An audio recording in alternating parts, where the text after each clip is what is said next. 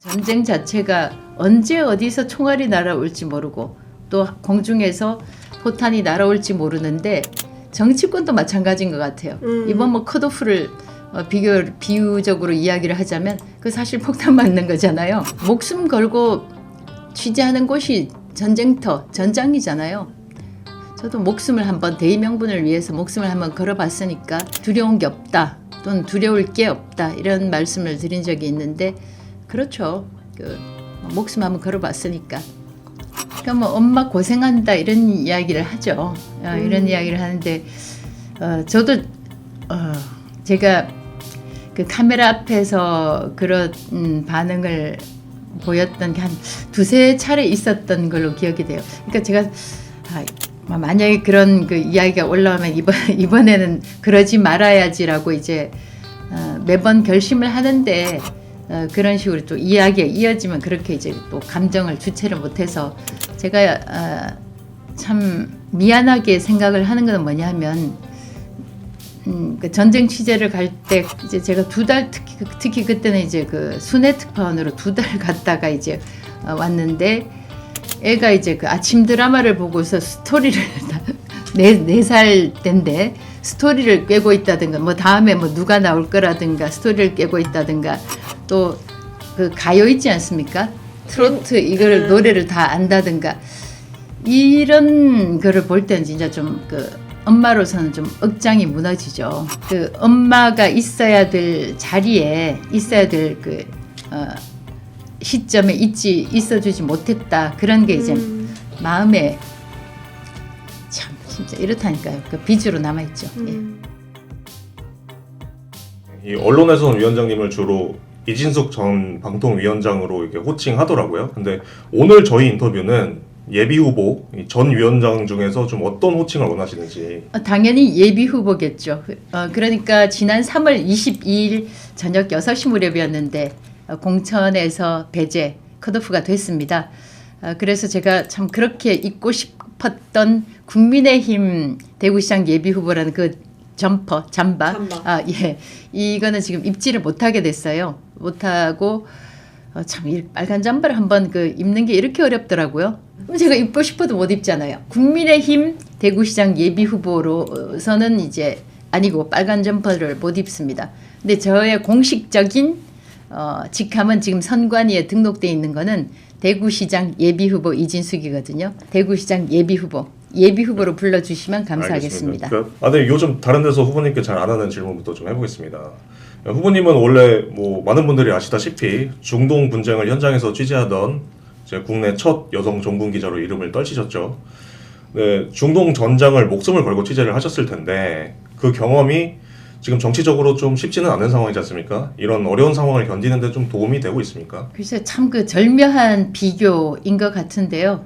제가 참 그렇지 않아도 그 종군 기자로 알려져 있는데 제가 보니까 또 짧게만 옆으로 세면 저 말고 그 여성 기자가 종군 기자가 한 명 더 있기는 하더라고요. 예, 근데 영남일보에 그 한 분이 더 계시긴 하던데 어떻든 전쟁을 취재할 때도 보면 그 굉장히 위험한 일이 많이 발생할 수 있잖아요, 그죠? 근데 어떤 면에서 이 참 제가 정치권 쪽으로 들어와서 느끼는 게 참 사는 게 전쟁이구나 그런 생각도 들고 또 정치권은 진짜 참 매일매일이 전쟁이구나 이런 생각을 하게 돼요. 아까 말씀을 드렸습니다만 전쟁 자체가 언제 어디서 총알이 날아올지 모르고 또 공중에서 포탄이 날아올지 모르는데 정치권도 마찬가지인 것 같아요. 이번 뭐 컷오프를 비유적으로 이야기를 하자면 그 사실 폭탄 맞는 거잖아요. 폭탄 맞아서 사실 사망이라고 얘기하고 싶지는 않지만 어떻든 국민의힘 후보로서는 그 사망했으니까 뭐 그게 흰옷이든 어떤 것이든 다른 걸로는 뭐 부활을 할 수가 있겠지만 이 정치권이라는 것 자체가 전쟁터구나 그런 느낌을 갖게 됐고요. 사실 목숨 걸고 취재하는 곳이 전쟁터, 전장이잖아요. 저도 목숨을 한번 대의명분을 위해서 목숨을 한번 걸어봤으니까 두려운 게 없다 또는 두려울 게 없다 이런 말씀을 드린 적이 있는데 그렇죠. 목숨 한번 걸어봤으니까 두려울 지금도 게 한번 그렇게 없죠. 해보자. 분장 현장에서 순간순간 기자의 선택이 되게 중요하잖아요. 근데 또 치열한 선거판에서도 정치인의 순간순간 선택이 중요하다고 생각을 하는데요. 좀 어떤 점이 같고 어떤 점이 다른 것 같으신가요? 제가 참 그 답변에는 쉽게 답을 하지 못하겠어요. 왜냐하면은 전쟁터 역시 그 총알을 피하기 위해서 이쪽으로 그 몸을 피하는 경우가 있거든요. 제가 실제로 이제 경험한 건데 낮에 취재를 나갔는데 갑자기 제가 뭐 거리는 정확하게 제가 측정을 하지는 못했지만 갑자기 위에서 이제 공습이 시작이 되는 거예요. 그래서 본능적으로 담벼락으로 이제 제가 몸을 피했죠. 이거 본능적인 거잖아요. 근데 그게 의미가 없는 게 거기 저쪽에 이제 뭐 그 100m든 1km든 떨어진 곳에서 폭탄이 떨어진다 그러면 제가 아무리 담 밑에 건물 담 옆에 몸을 피신한다고 하더라도 또 와서 여기 때릴 수 있잖아요. 그래서 몸을 피한다는 게 참 의미가 없을 수 있는 것이 전쟁터구나 그런 생각을 했는데 정치권도 마찬가지인 것 같아요. 그러니까 순간순간 선택을 해야 될 지점들이 많은데 본인 판단에는 오늘 이 시점에서는 ABC가 있다고 하면 A라는 판단이 맞겠다. 그 대의명분에 훨씬 더 부합하겠다라고 A를 선택하지만 그게 이제 사회를 위해서 좋은 선택을 하기 위해서 하는 거지만 결국은 또 이게 성공 못하는 경우도 있기 때문에 어떤 면에서는 굉장히 전쟁터하고 비슷한 곳이구나 그런 생각을 수시로 하곤 합니다. 예. 유튜브 채널도 인상 깊게 많이 봤거든요. 그 커뮤니티 글이라든지 엄마 이진숙이라는 제목으로 인터뷰 영상을 잘라서 올리신 거더라고요. 네. 네, 그거를 좀 많이 인상 깊게 봤습니다. 그래서 따님 이야기를 하셨더라고요. 예. 네, 그래서 위원장님 최근 몇 년간 겪으신 일을 돌아봤을 때 사흘간의 좀 인사청문회 순탄치 않았죠. 그리고 또 수갑 찾았을 때 모습, 그리고 공천 배제 이후에 또 힘들어 하셨을 모습, 뭐 이런 것도 다 가족으로서 따님이 지켜보셨을 것 같은데 뭐 혹시 따님께서 후보님께 따로 특별히 위로의 말씀이라든지 이런 거 해준 게 있습니까? 그러니까 뭐 엄마 고생한다 이런 이야기를 하죠. 이런 이야기를 하는데 저도 제가 그 카메라 앞에서 그런 반응을 보였던 게 한 두세 차례 있었던 걸로 기억이 돼요. 그러니까 제가 만약에 그런 그 이야기가 올라오면 이번에는 그러지 말아야지라고 이제 매번 결심을 하는데 그런 식으로 또 이야기가 이어지면 그렇게 이제 또 감정을 주체를 못해서 그런 모습이 드러나곤 하는데 참 제가 제 감정을 추스려야 되는데 참 그건 일단 카메라 앞에서 거의 평생을 보내다시피 한 저로서는 조금 창피스러운 일이죠. 근데 제가 참 미안하게 생각을 하는 건 뭐냐면 그 전쟁 취재를 갈 때 그때 봐주는 분이 계셨는데 참 이런 기억이 있어요. 이제 제가 2달 특히 그때는 이제 그 순회 특파원으로 2달 갔다가 이제 왔는데 애가 저는 이제 그 봐주는 분을 원망하는 건 아닙니다.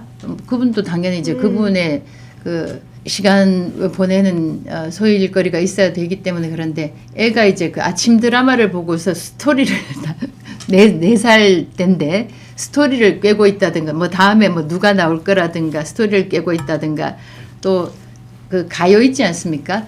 트로트 이거를 노래를 다 안다든가 이런 거를 볼 때는 진짜 좀 그 엄마로서는 좀 억장이 무너지죠. 좀 그러니까. 속상하셨구나. 이게 나이대에 맞는 그게 아니라고. 그러니까 이제 그 엄마가 있어야 될 자리에 있어야 될 그 시점에 있어주지 못했다 그런 게 이제 마음에 참 진짜 이렇다니까요. 그 빚으로 남아 있죠. 예.